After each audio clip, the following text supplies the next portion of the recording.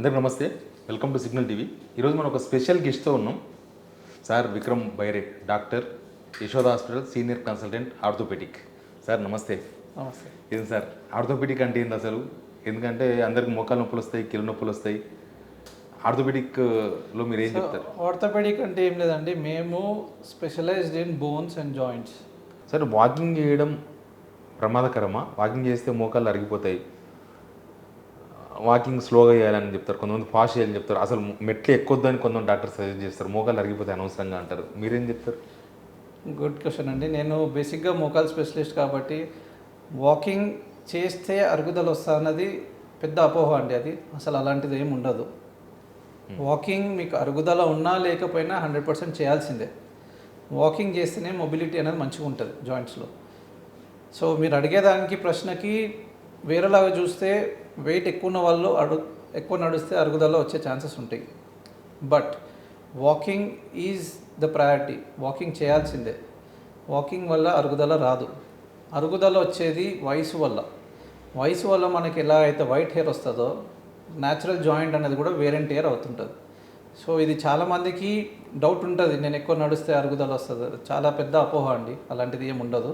But మెట్లు ఎక్కడం దిగడం మాత్రం తగ్గించుకోవాలి, అది కూడా అరుగుదల స్టార్ట్ అయినప్పుడు. సో చాలామంది పేషెంట్స్ అరుగుదల స్టార్ట్ అయినప్పుడు నెగ్లెక్ట్ చేస్తారు. వాళ్ళు ఎప్పుడో 4వ స్టేజ్, అంటే మనకు 4 స్టేజ్లు ఉంటాయి అరుగుదలలో మోకాల్లో. ఫస్ట్దేమో జస్ట్ బిగినింగ్, కొంచెం నొప్పితోటి వస్తారు. వాళ్ళు యూజువల్గా నెగ్లెక్ట్ చేస్తారు, కొంచెం నొప్పి ఉంది కదా, నా మేనేజ్ అవుతుంది రెగ్యులర్ యాక్టివిటీస్ అని.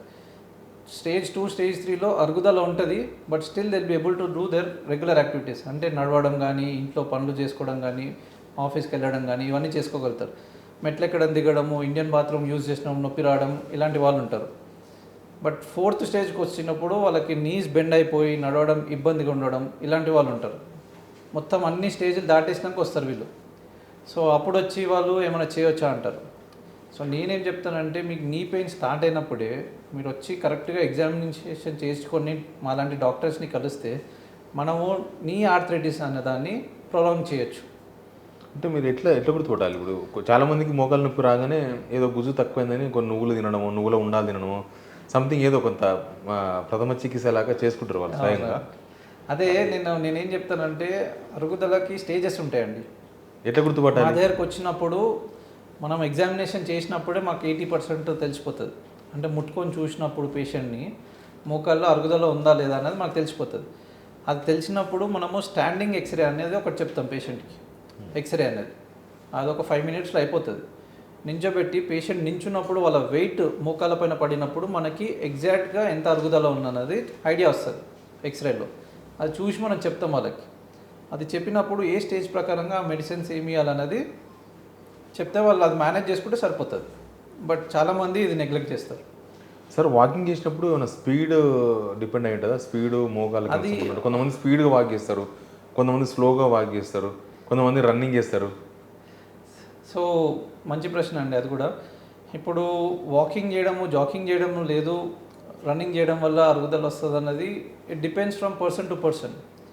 ఇప్పుడు నా జెనెటిక్స్లో మా పేరెంట్స్ కానీ వాళ్ళు కానీ ముందు నుంచే ఫాస్ట్ వాకింగ్ ఉంటుంది, అది నాకు వచ్చి ఉండొచ్చు. దాని ప్రకారంగా నేను వెళ్తుంటా. కొంతమంది ఇంట్లోనే, కొంతమంది జెనెటిక్స్ కూడా ఉంటుంది బేసిక్గా, కొంతమంది స్లో వాకర్స్ ఉంటారు. బట్ స్లో వాకింగ్ వల్ల ఫాస్ట్ వాకింగ్ వల్ల అరుగుదల వస్తుంది అన్నది అదొక అపోహనే. అంటే అది కూడా వంశపారంపర్యంగా వస్తుందా? ఉంటుంది, జెనెటిక్స్ అనేది ఉంటుంది. మోకాళ్ళ అరుగుదల కూడా వంశపారంపర్యంగా? ఎస్, మోకాళ్ళ అరుగుదల అనేది జెనెటిక్స్ కూడా ఇన్వాల్వ్మెంట్ ఉంటుంది.